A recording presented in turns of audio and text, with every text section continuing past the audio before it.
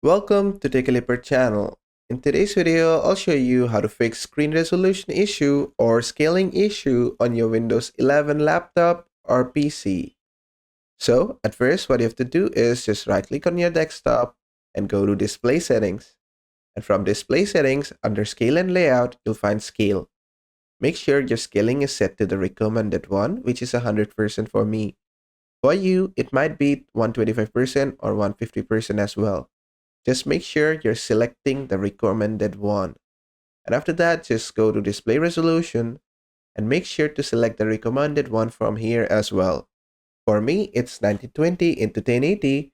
For you, it could be 1366 into 768 or something else. So just select the recommended one as well.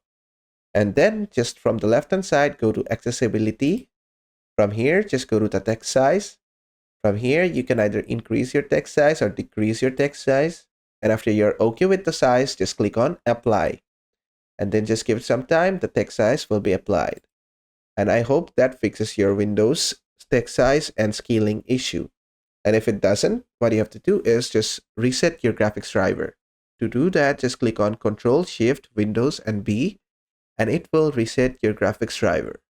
But still after that, if it's not fixed, what you have to do is just right-click on your start and go to Device Manager.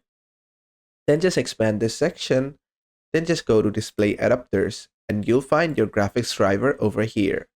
Just right-click on it and click on Update Driver. Then just click on Search Automatically for Drivers. It's gonna search the best drivers for you and install it for you.